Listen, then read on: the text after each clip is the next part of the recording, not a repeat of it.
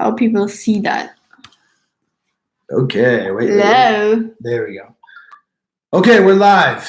Sweet. Finally. A little bit of technical difficulty, but we're only 5 minutes late, which is not too bad. So I'm going to let you intro this live stream, and I'm going to jump on my laptop, which is just right here, and actually share this new link in the event that I created for this live stream, and just kind of make sure that I can change the thumbnail. So you guys can all join. Yeah, exactly. We should probably also write something in there. Yeah, please do. Go ahead.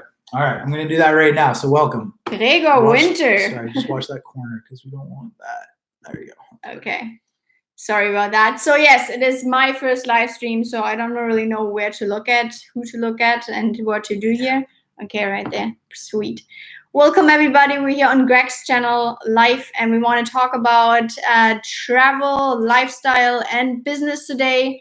And for that, we have collected some questions you guys had in the Q&A on Instagram, on Facebook, and these questions are all awesome. So I think we should start on that pretty soon as we've resolved those little technical issues. And it's great that you're all here. It's really exciting. And I hope that we can answer most of the questions. And if you have any questions that we haven't answered yet, also type them in the little box here, because we will be checking on them as we go. And yeah, I think we should probably we're looking good jump into. Yeah, so we're looking good. The event has been sorted. I've got us here, which looks kind of inception-y, but I can answer some of your questions also in the chat. So say hello, tell us where you're coming from. Let's try and interact a little bit. We've got 1 hour from now, which is about 3 p.m. Oh, no, it's 4 p.m. where we are, 3 p.m. GMT, because in 1 hour, your video goes live from our last job. That's right, yeah. So yeah, we've got about an hour. Some people are saying good morning. Awesome, I'm guessing you're in North America. Ron, if you're saying good morning. Hi from Pakistan, that's a new one. Awesome. Very cool. New Hampshire, nice. My uncle used to live in New Hampshire. Michael from the African Array Lodge, that's great too. Good that you're here. Also saw my brother here, that's awesome. My little brother is watching, which is great. Hello, Gregor, wie geht's, man? Schön. Cool. Hi from Amsterdam, sweet. Canada, it's all there.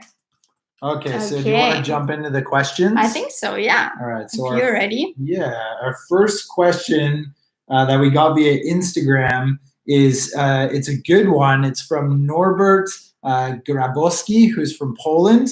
And he says, you guys are traveling around the world, going to like semi-remote places. How do you stay safe? And do you ever feel threatened or have been robbed? Do you have any safety tips for traveling as a couple? So that's a tough one. I mean, I think that there's risk in everything that you do, no matter what it is. And there's inherent risk and calculated risk. And we have a lot of very expensive camera gear, as I'm sure a lot of you guys do too, who are photographers or video creators. But we're also insured. So my gear is all insured through a private like studio photographer setup in Germany. I pay about 600 euros a year to insure all of my tech. So I don't feel too threatened, I guess, of getting robbed or losing it or breaking it, because I know that I can make that claim process and get it back. But at the same time, you know, you always have to be wary, no matter where you are, of being pickpocketed or getting robbed. So that's right. But I also think that as an advice, like mostly those people who get robbed are also maybe not as, I can't speak for everyone in every situation, but you have to always, you create your own risk. So if you put yourself in a dangerous situation or put your gear in a place where it's likely to be robbed, then I guess it's not 100% your fault, but I think as a traveler, you learn how to avoid those situations, and you get a feeling for that. Yeah, and I think maybe a good example is like our recent trip in Madagascar and in South Africa. I didn't feel threatened or in danger at any stage. I don't know if you did, but I think, yeah, there's always ways that you can make yourself feel comfortable and avoid certain situations. Like don't go out after sunset, don't go out in the dark, and yeah, have an eye on your belongings all the time. So maybe that. answers your question. Yeah, that's really good answers for sure. Yeah. So yeah, get out there. I mean, you shouldn't be afraid to travel, Norbert, with your camera gear. You know, like you're never gonna get great shots like that. You got to get out there and take a little bit of risk, but it's all worth it in the end. So let's do another question. So you only travel carry-on. That's correct. We try to only travel carry-on. Probably 95% of the time we travel carry-on down here to Malta. So the question is, how do you deal with winter and summer clothes? We just don't go into winter. Yeah, that's not true. We've got the Alps, winter, Patagonia, Iceland. So I think the trick really is to have layers. Lots of layers, breathable layers, not a lot of choice. So maybe 2 pairs of shorts, 1 pair of pants, 1 pair of hiking pants, 1 sweater, 1 light jacket, 1 big jacket. And the jacket should also be like rainproof and windproof. So they need to be like more versatile, like 1 layer that does many things. And that's the best way to do it, really. And then packing is key too. Like really Greg is packing master too. But that being said, like I had to say it, but our equipment all together is not really carry-on. Like we do travel carry-on, but we do have certain situations at the airport where we're a little worried about getting caught, I guess, or getting in the situations where we have to check our bags, which is fine. I mean, if we do, then that's fine as well. So we try to pack in a way that the suitcase, our little carry-on suitcase, can go underneath the plane if it has to. But flying here to Malta, for example, like we got away with it, but it could have not been the case. So Tessa from Malta, super happy that you're tuned in. Yeah, stay tuned in because we got another 2 weeks here. You ask, do you pack your tripod in the suitcase? Yes, I do. I've got a little carbon fiber travel tripod. It's about yay big when it's all packed together, and it fits perfectly in the side of my carry-on rolly case. And then I sort of tuck t-shirts into it to utilize the space in between. Yeah. We got another question from the chat. So that is awesome to see you, Rachel. What's your most memorable story from your travels? Oh, so I've been to 87 countries. I've been traveling for like 10 years. We've been traveling together for 5 years, and we have probably been to 30 countries together. So like tons of amazing experiences. I have a good one from our recent trip. Oh, okay. Can you share that? Yeah, please. So I had my first ever safari this last year when we were in South Africa, and I saw a cheetah for the very first time. And I love cats, and I love wild cats. And seeing a cheetah to me was something really, really special. And I didn't expect it. I expected to see elephants and lions and maybe, I don't know, a rhino, which we all did see in in 48 hours. But then we saw those cheetahs, and I was just blown away because I didn't expect it, and it made me really happy. So yeah. Good morning, Steven. Nice to see you. We got a really international crowd watching the video, which is very cool because I'm from Canada, Nellie's from Germany, so we're quite international ourselves, and that's really great to see. Question, would you ever go to North Korea? Yes, I would go to North Korea. That's a quick answer there. Me too, definitely. I think we should go back to the questions from the Q&A in Instagram. From Phily Phresh, who is one of the followers on Instagram, super engaged. He says, what are you looking forward to most this year? I know what I'm looking forward to most, but you can answer that. I have a couple of things. A big one is definitely the Bali retreat that we're doing. That was my answer. Okay, I'm sorry. Nice. You know me too well. Yeah. Yeah, the Bali video retreat is something that we're both very much looking forward to. Why are you looking forward to it? Because I think it will be something very new. Like we haven't done it yet. I know that you've done the workshops with Brendan, and those have gotten really good feedback. And I think they're a great way of bringing people together that share the same and skills, maybe? Skills and passion for travel and photography. And taking this to the next level with video and Bali is going to be very interesting and awesome. So I think there's still free spots, right? Yeah, there's 2 free spots left, which just is in case you're interested and you haven't heard about it, go to brandonsadventures.com and check it out. And yeah, it'd be great to see you there. Yeah, Charly Maurer in the chat right now, who is from Argentina. Carlos is coming. So that's really cool that you're watching this video, man. Absolutely. I hope your knee gets better. You know, I've had that surgery before. Yeah, not a fun one. Yeah, indeed. How often do you visit your parents? Good question. So once a year for me, and it's often them coming to visit me, which is really nice. So my parents like to travel, which is great. They travel mostly to like wine destinations. So they've been to Australia and Argentina, and many times to Europe, which is really cool. So yeah, they're great. I get to see them once a year. You see your parents more often. A little bit more often because my parents live in north of Hamburg. So we are based in Europe, which you might know. And that's why it's just a bit easier. It's closer. And also my mom is our storage room, which is awesome in case you're watching this.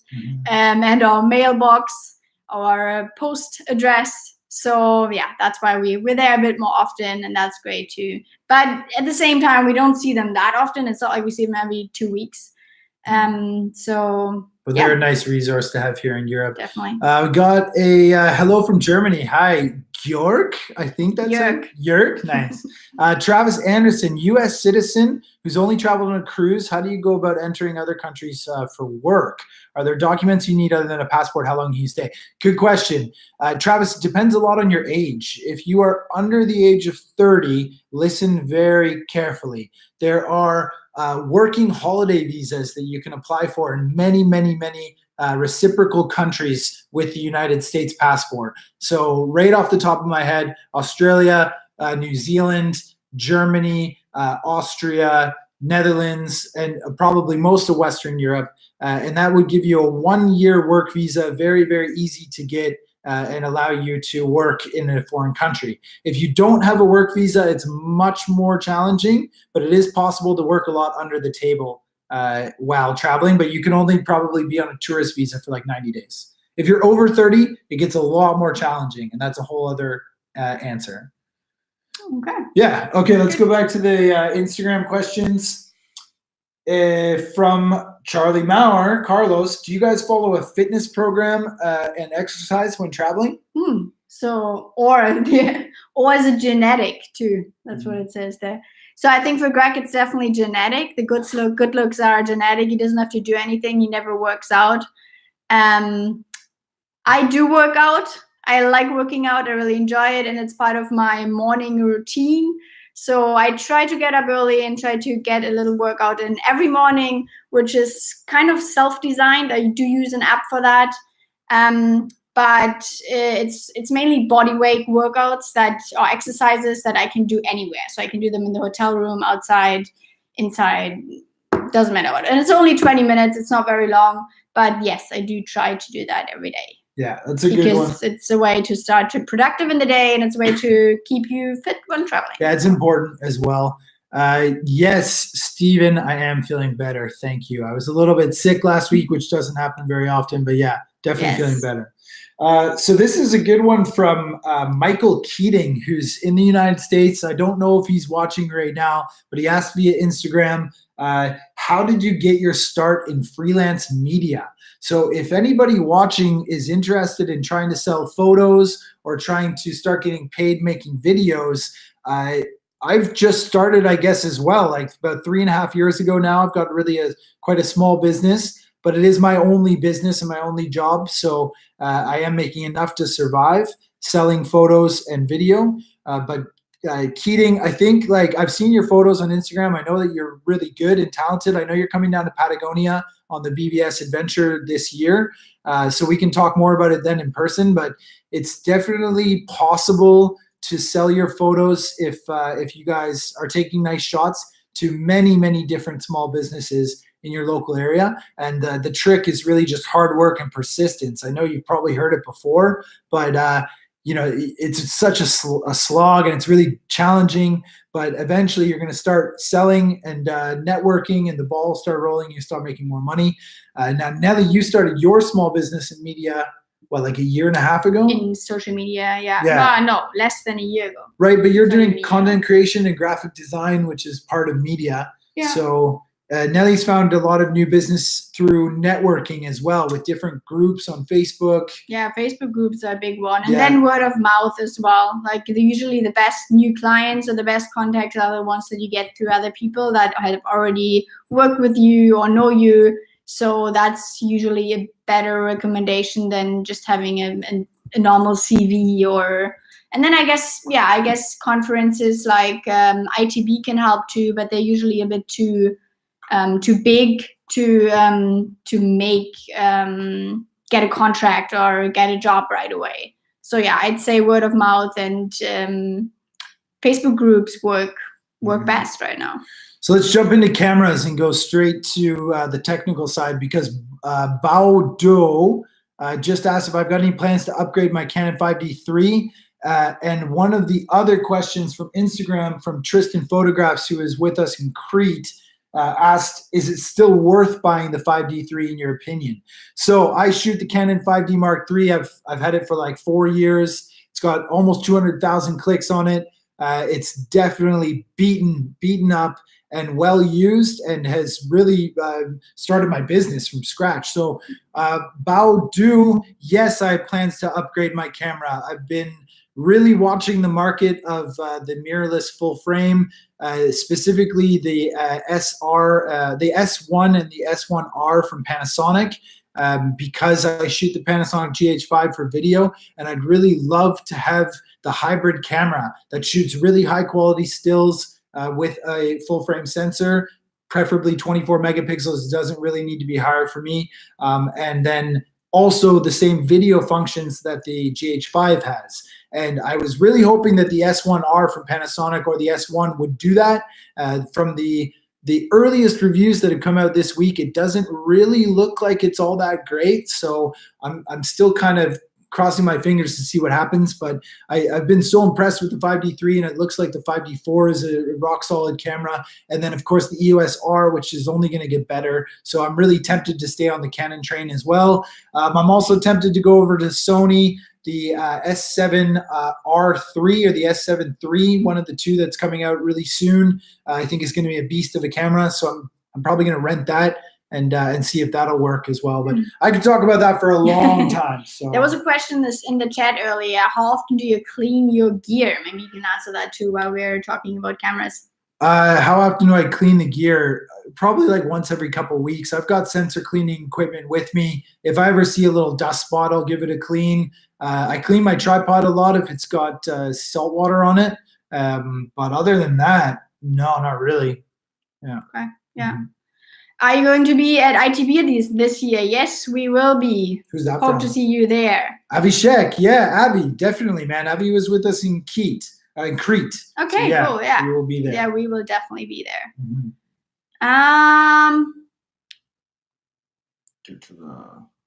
What's the next question? So we got one from Instagram that I think you can answer, Nelly. It's do you use a guideline questionnaire when taking on new clients? Ooh, that really depends on the client.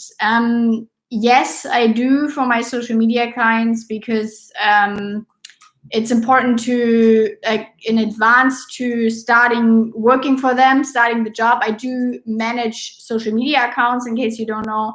And it's important for me to know what the client's target group is, what existing channels are already there, what they want to do going forward with social media, what their main goal with social media marketing is, and all these questions. So yes, I do have a questionnaire, but I don't always send the same standardized questionnaire out. I would change it, adapt it, depending on the client. So, obviously. And sometimes it also doesn't happen. Like sometimes it's more of like a quick talk that you have on the phone or in the chat, and that's it. So hello to Jason Kennedy from the UK. Awesome to see you here. Avi, obviously. Jack Dish from Minneapolis. Cool, I've been there for sure. What is the one place on earth you would never go? Ooh, that's a tough one. There aren't that many, really. I'd like to go to many, many places. I'd probably stay away from any current, like, war-torn areas. That was actually also a question in the chat earlier. If there's a country that you wouldn't visit right now because it's politically critical. Yeah, that's maybe Iraq comes to mind off the top of my head. I don't think I would go to Iraq. Got no desire to go there. Syria with the war happening, which is really obviously sad. Yeah. So let's jump back into these ones. Sebastian from Germany, which camera cleaning kit do you use? I use a really generic one. I've got just a small cleaning kit for my Micro Four Thirds and then another one for the full frame. But yeah, it's super easy. I've got one of those blower things and then a small cleaning like brushes for the sensor. That's it. Good afternoon, Joao Paulo Brito. Good afternoon, man. Where are you watching from? Jordan. Been watching your channel since Patagonia last year. Awesome. Cool. Collab on something. What sort of collaboration interests you these days? Are you too busy? So I'm very interested in collaborations. I think collaborations are the best way to grow a YouTube account. Definitely, both of us. 100%. We did just do a recent one, in case you haven't seen that yet, with Mike Perea and Chris Voli. So that was a really cool one. We shot sunrise in the mountains in Switzerland. So yeah, collaborations are always great. So what kind of collaborations are we interested in? I'm interested in collaborating with other channels that are about photography, videography, that have like a small subscriber base but are very engaged. I think that it's important that we sort of support one another. So I'm trying to find channels like these that are sort of in the same area of the world at the same time. But I do think that the collaborations are really the only way to get your stuff out there and to get seen. And it's also great to be inspired. It's not only to like get views, it's also being inspired by other people. Because if you go out shooting, for example, photography, then you have a different view on things when you're not by yourself. I always find that, yeah, creating, you're more creative when you're with surrounded by other people who might have a different view on things or on a certain motive. So I think that inspiration is definitely important as well for collaboration. Yeah. Sorry that I'm turning my head down. I'm actually trying to answer the chat at the same time here. I've got my laptop like right here. So if you're just new to the chat or you come in the last few minutes, Nellie and I are live here on the channel till 5 p.m. where we are. We're currently in Malta.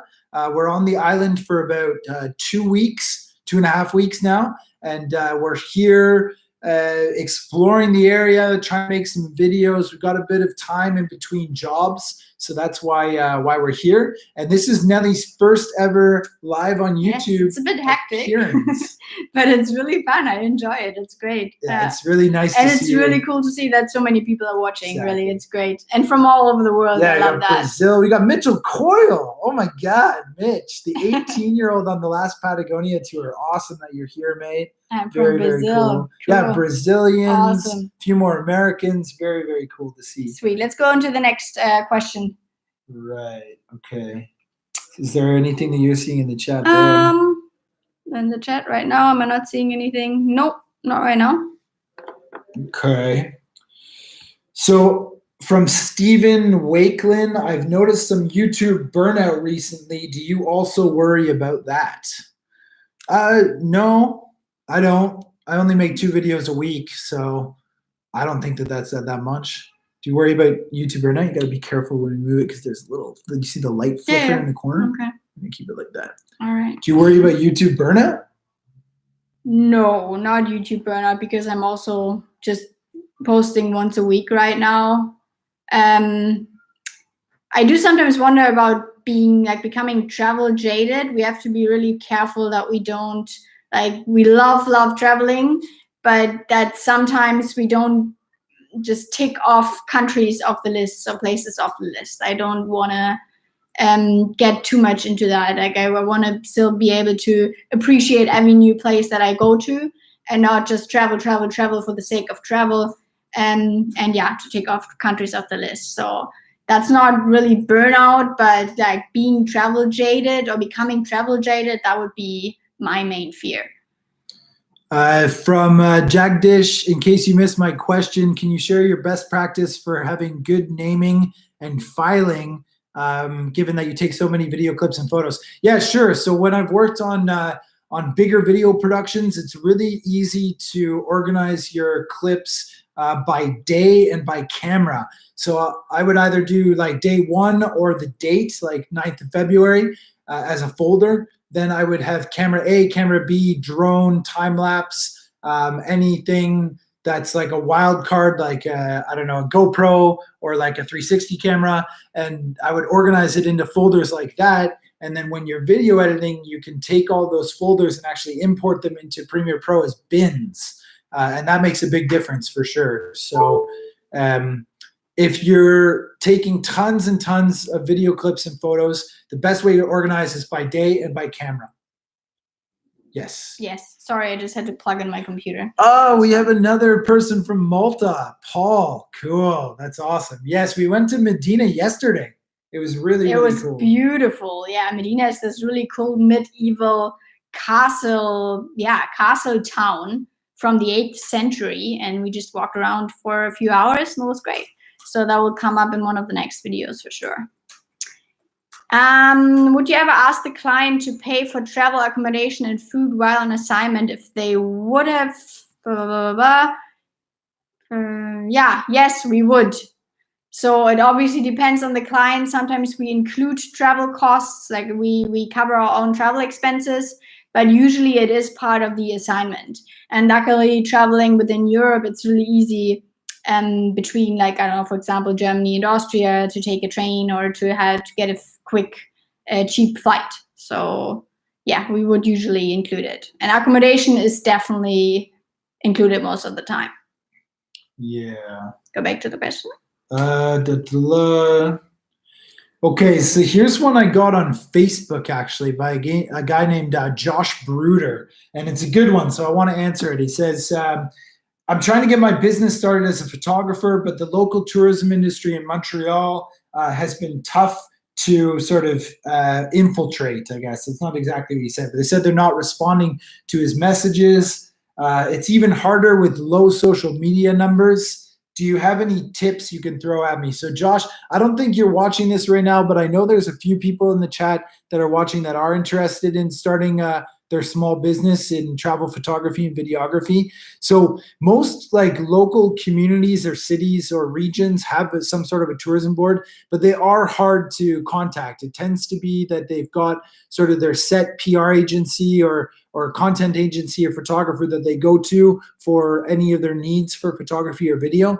So unless you're working for that agency, it's really difficult to be like the, I don't know, the random person who gets the job from them, because those contracts are really sought after by a lot of photographers and agencies. So a good bet is to just put yourself out there, keep making good content, keep tagging those tourism boards in your Instagram feed, or sending emails, doing like cold pitches, and try and get their attention through your content, really. And that's, in the case that does happen, like a good example is with Germany tourism. When I first came to Germany, I started posting a whole bunch of photos on Instagram and just tagging them, consistently tagging them, so that I know they're maybe seeing it if they're a smaller account. They're watching. I think they would, yeah. Yeah, and if you keep doing that and they're, they start to see consistency and a lot of really good images from you, then they might reach out to you, which is ideal. But if the tourism boards aren't getting on board, you can start looking at PR agencies or like small micro stock agencies or rights managed agencies for photos that might be able to sell your photos better for you. They take a commission, but it's a really good way to make a bit of passive income.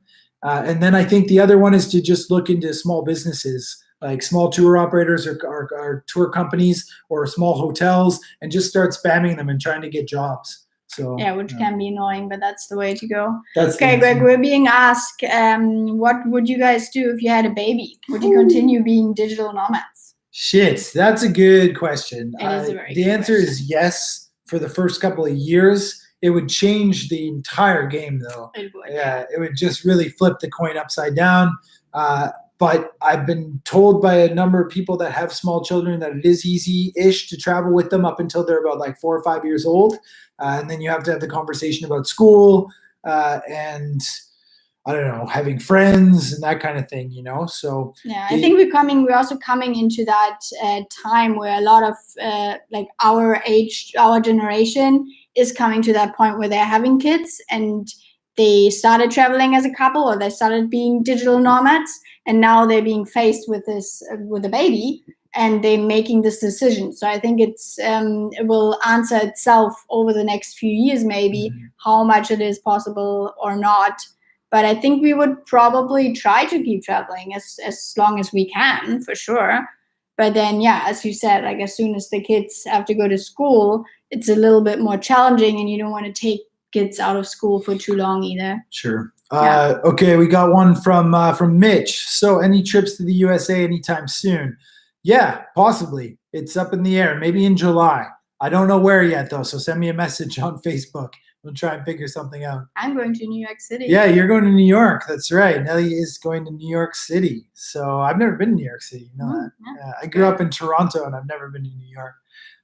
Ian Middleton, what's the best and most affordable camera for vlogging? I think the M50. Canon M50 for sure. Yeah, I'm vlogging on that one, and I really like it. Like 2 nights ago, I was even shooting some long exposure stuff with it, and it was surprisingly good. I was really positively surprised, and as a vlogging camera, I still really like it, and it's not very expensive. Bob Bruce answered that one. Coming to the US, yes, possibly. I'm not sure where though yet. Mitch, you've got an interview on Tuesday. Good for you, dude. You got to stop commenting, man. You're the only name I'm seeing. Ask us some more questions, guys. What's happening here? We should jump into the next question, because that one is a really good one too. From TBU10 on Instagram. Okay. That was shared on my account. What is your thought on the plus-minus impact of influences on nature, consumption, health, travel, etc.? Well, it's really like we probably have to start with one. Like influences on nature and consumption, maybe on the environment. Yeah, flights aren't good for Definitely global warming. No. More and more people are traveling. Millions every year. And we can't forget how much carbon dioxide airplanes let off into the stratosphere way up there. Unfortunately, that's not going to change. More and more people are going to continue traveling. So, I mean, first of all, just being nomadic and traveling all the time isn't really a good impact on the environment. Yeah, we're not the most cautious people when it comes to our impact. Yeah, probably not. I do believe, though, that influences can also like make a big change, and I think we should probably think about that a bit more too. Because they have they're influencing other people. If they're YouTubers or Instagrammers, it doesn't really matter. They can make a change, or they can make a difference by calling people to watch their own consumption behavior, by separating waste, by like little things. And I think we've seen a lot of initiatives where that has proven true, that influencers have been able to run a project or a campaign against waste, against consumption, against environmental damage. Yeah, and so I think that's an opportunity that we shouldn't disregard. That is very true. Yeah. So just to give another update for those of you who have just joined the live, we are about just over halfway through it now, and we want to stay live until 5 p.m. our time, which is 1 hour, and that's when Nellie's video is going up on her channel. So be sure to check that out if you haven't found Nellie on YouTube yet. That one is from Kempinski Hotel. That's right. Our last recent campaign, which was still in winter wonderland snow. Yeah, but not anymore. We're now in Malta, which is a small island south of Sicily in the Mediterranean Sea. Very beautiful little island. Neither of us have been here before. It's the 87th country for me, which is very exciting. And it's got an incredible history here. Lots of knights and medieval history, and very, very cool to share the next video, which is going to be about this incredible town, old 8th century fortress town called Medina, and then some sunset photography along the southwest cliffs, which is just awesome. So very excited, but we're glad that you guys are here, because this is only the second live that I've ever done on the channel, and the first one with Nellie Winter. So yes, I'm enjoying it. If you want us to do more of these live Q&As, then please let us know as well. That'd be great to know for future videos. I think we should do it more. Where in Germany are you from? Yeah, Mitchell again. Yeah. From the north of Germany, from Hamburg, or just north of Hamburg. So I'm a real northern German girl. Yeah, Tom Cooper, you're absolutely right, man. Like the gray nomads in Australia that just drive around Australia all the time, it's way less environmentally impact than flying all over the world. So they're driving cars. So. They are consistently driving these big vehicles, but I think you're right. There's definitely ways that you can do it. We could even be taking trains. Well, we do actually take a lot of trains. We do. Deutsche we Bahn, do. Train Italia. In Europe, it's and really we don't easy. have a car. We don't own a car. True. Don't own a car. We don't have a lot of stuff either. We live really minimalistic. Blue Eye Visuals, what have you learned from each other that helped you in your careers and life in general? Nellie has taught me to be much more organized, but I'm already relatively organized. It's more like super organized. I'm organized with my stuff. I'm not necessarily organized with like logistics. Nellie's very good at like pre-planning ahead for train times and where we're going to need hotels and should we buy these flights now to go there 6 months in advance, where I would probably be a little bit less likely to do that. What have you learned from me? Well, how to shoot manual, how to video edit. What else? Don't take it out my mouth. That's what I was going to. So Greg has definitely taught me how to speak better English, I think. Yeah, maybe that has come naturally as well because I'm just using it more. But I believe that all the passion for, not the passion for traveling, but the passion for photography and video definitely is thanks to Greg. And I've learned how to shoot manual. I've learned how to use Premiere Pro, how to film, how to cut, all that stuff. So that's definitely my free university course right there. Mm-hmm. And yeah. Are you guys still there? Tom Cooper says the sound just dropped out. How do you feel about the color red? I love red. I also like the color red. Okay, I think we're still there. Let's see, Blue Eye Visuals. Yeah, guys, we got about 15 minutes left in the chat. So send us your questions and see what we can answer. Virginia, US. How do you educate yourself on culture of the places you visit? The internet. That's how I educate myself. Where are the questions? Good question. Okay, here's another question. Does Nellie get mad when you're gearing up to go shoot sunrise? No, she doesn't. She's happy that she can stay in bed. The question was, do you get mad when I'm going out to shoot sunrise? She definitely does not. She enjoys hanging out.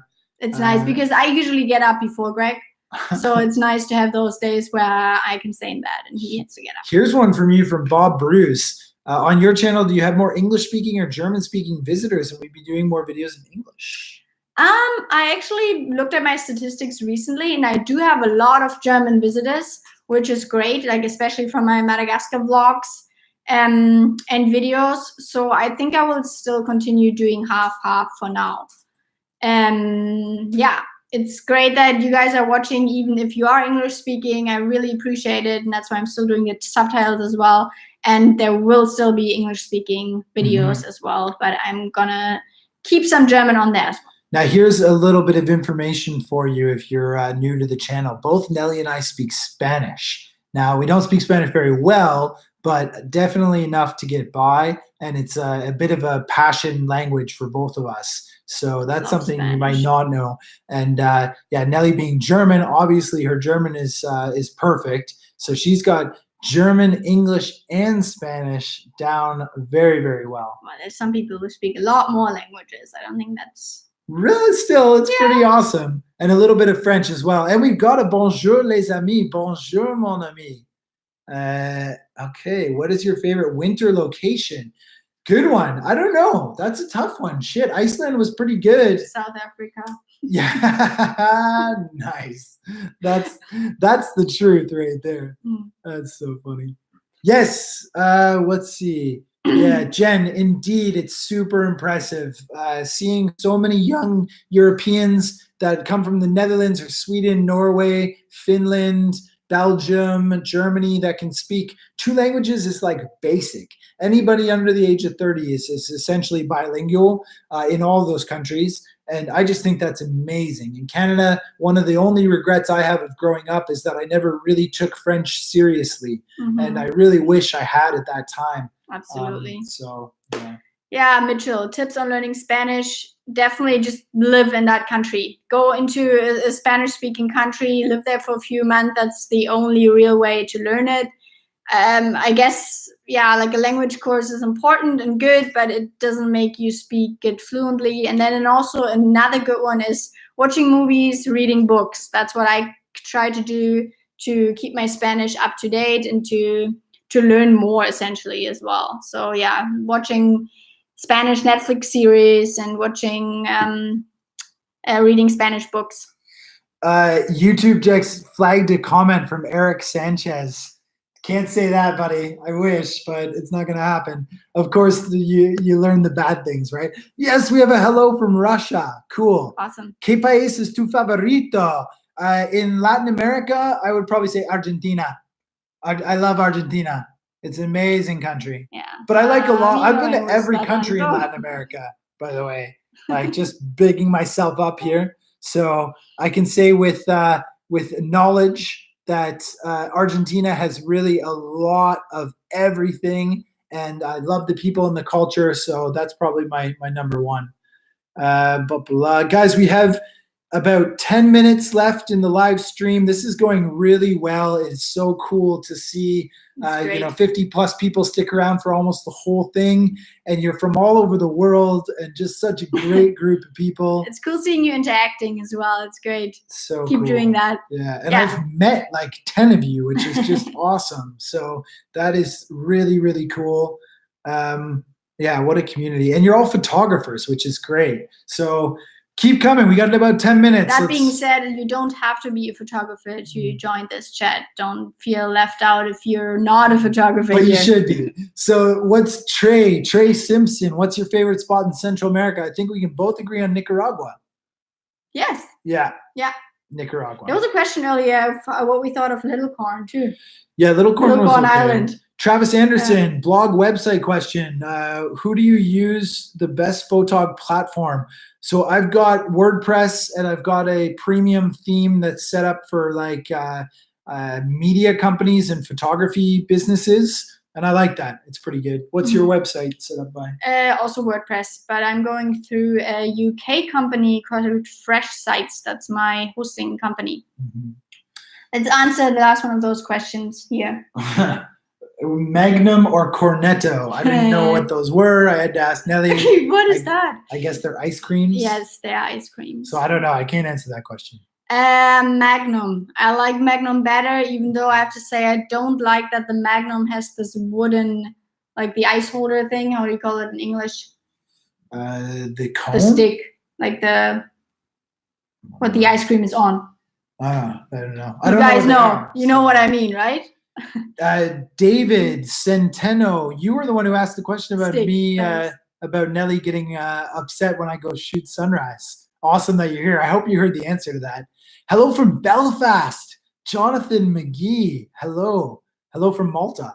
Cool. So yeah, we got another sort of 10 minutes here on the live stream in Malta.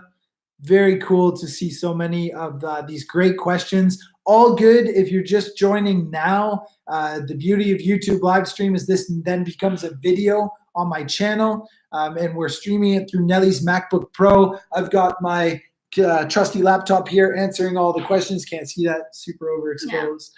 But yeah, I think what I'll try and do is set up the thumbnail to this afterwards, and then maybe put in the comments, the description, the questions that we answered.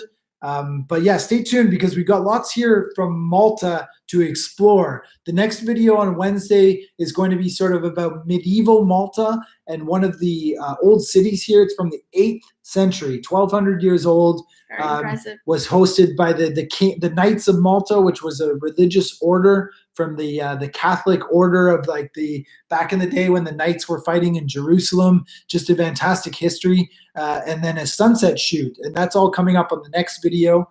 And then your next video on Sunday is going to be about It's Malta also as going to well. be about Malta. Yeah, visiting Malta in winter. What am I most excited, Mitch? I think probably Gozo, which is this northern island off of Malta. It's still part of Malta. It's Gozo. It's going to be great for photography, I think. The cliffs look amazing. There's a couple of old churches there and some really, again, medieval architecture. So I'm looking forward to Gozo for sure. Yeah. Lithuania. Hey, Kimitia. Very cool. That's awesome. Can I answer one more question before you? Yes. Which one? So I wanted to answer the question from Timothy Turnbull because that is someone who I met in Australia, and that's also when we met in Australia about 5 years ago. Yeah. And he's asking if if we are coming back to Australia, which is the slang for Australia, in Australian. And I am actually going back to Australia this year. So if any of you are Australians, I have decided to take a flight to the Gold Coast when is it? August, when Greg is in Mongolia. And I'm visiting a friend who's getting married. So I'm actually really excited about that. I didn't think that would happen because I just thought that I wouldn't go back to Australia anytime soon. And I think you probably feel the same. Yeah. And even though we met there, we spent a lot of time there and saw a lot. And yeah, but that's the news from Australia. Yeah, I think I don't want to go back to Australia anytime soon. Mostly because we did so much when we were there. Mm-hmm. And I feel like it's a little bit out of the way. I would go to Australia if I got paid. But yeah, it's not on the top of my list by any means. Al Cassidy, hello from Victoria, BC. Hey, man, my two sisters used to live in Vic. Beautiful city. Absolutely amazing. Yeah, and I think if you do visit Australia, to answer your question, Mitch, you need a lot of time. Yeah, money. And a lot of time too. Australia is so big, and it's not enough to just do the East Coast like many people do. You should bring a few months for sure. Yeah, the time. I would say, yeah, and the money. So we got one from Jen M. Mongolia has always seemed like an interesting place. Yes, Mongolia is amazing. I'm going to Mongolia with Brendan in August for 18 days. It's a very photogenic country with the steppe and the yurts and the whole nomadic history and culture. So that is going to be really good, something to look forward to. Ron Moling, any signs of World War II activity here? Yes, in wrecks, mostly in wrecks. The scuba diving in Malta is world class. I may or may not get the chance to do it. It's very cold here right now, probably about 16 degrees Celsius. So the water will be very cold. Yeah, but cold water diving is not necessarily my thing. So as much as I want to go see these World War II wrecks, I'm not sure yet if it's going to be like cool enough for me to brave the cold water. Sounds terrible. But yeah, there's some pretty interesting World War II history. But we travel around Europe all the time. So we're always surrounded by World War II history. We were just in Berchtesgaden, Bavaria for our last job. That's where the eagle's nest is. Hitler's like the old thing that sits on the top of the cliff. It's a really interesting place. That light again in the background. There we go. Yeah, the quality's getting worse too. So we got a couple minutes left. This has been an incredible Q&A. Again, if you're just joining in, it's awesome to see so many of you interacting and sending the questions to Nellie and I. It's Nellie's first ever YouTube Live. It's only the second ever YouTube Live here on the channel for me. And we've got lots of really cool content coming up here from Malta. Absolutely. And then back in Europe for a conference about video creation and small business. And then the big ITB, which is a big one. So yeah. That being said, also, if you have any of these questions while you're watching one of our videos, you can always leave them in the comments. So it's not just the Q&A. You can always comment on the videos. Yeah. And we will see them for sure and answer them if we can. For sure. Yeah. So that's it for our questions via Instagram. So in these last couple of minutes, by all means, if you've got any other questions, throw them in there. But we should start kind of wrapping it up here, I think. It's been almost 50 minutes of live on YouTube, which has been awesome so far. Really didn't cool. feel like 50 minutes. No, it flies by. You actually have to be really careful. Yeah. I noticed when I did this the first time and from watching some other people's live feeds that you just start talking and interacting in the chat, and before you know it, an hour has flown by. Andy, awesome that you're watching from Ireland, man. Thank you for tuning in. I still love Ireland. It's a top country for me, as well as a top English accent. It's such a great accent, Irish. Great live session. Thank you for when did you hook up? When did you first hook up with BBS? Scotty, I recognize that. I've seen you comment on a few of the videos. So good question, man. Brendan's and I have known each other, been in the same sort of travel blogging industry for about 8 years. And Brendan's always been really good at creating a strong social media presence. And about 2.5 years ago, some of you watching this maybe remember, he put out an application to hire an intern. And that was to do a trip in Patagonia. And I applied, as well as I think probably 50 other people, and he had to sort of go through all those applications. And it was a video application as well as a written application that I sent to him privately. And he gave me the job. He accepted me as his intern. So we went down to Patagonia together in 2017, and that was the first time that we had worked together. He actually came to visit us in Spain. Do you remember that? Yes. So before we went to Patagonia, Brendan came to visit us in Alicante to make sure that the trip was going to work, that we would get along well together. And I think he was looking for somebody to sort of join him to assist his future tours and to help grow BVS Media and his BVS squad and adventures, which is definitely becoming a big part of my business. So that's how we first met. And it's a great story, and I hope that we continue to build on that story moving forward. But that adventure to Patagonia in 2017 is a playlist on my channel. It's one of the playlists at the bottom of the homepage. So if you're interested in some of those older videos, they're from almost 3 years ago now, but they're really good videos. I'm proud of those ones. Yeah. So great question. Thanks for asking. Yeah.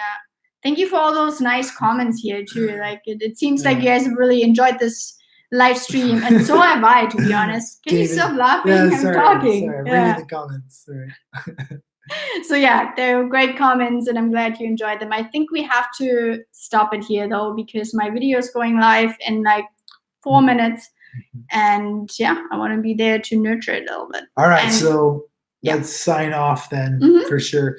The forever conclusion. Thank you so much to everybody who is in the comments, in the chats. Absolutely. Thank you so much for watching from wherever you are in the world. Cheers from here in Malta. It's about almost 5 p.m. here, so we're going to sign off and go watch Nellie's video. If you don't know her channel, I'll link it in the comments here. But it's just Nellie Winter on YouTube. It's not that difficult. Should be easy to find. So yeah, thank you. Yeah, thanks from my side. Great first ever live Q&A. And yeah, I'm looking forward to the next one already. Keep an eye on social media. Keep an eye on our Instagram and YouTube. And leave your next question in the next Q&A, for the next Q&A, whenever you see us commenting. All right. Bye, guys. Bye-bye.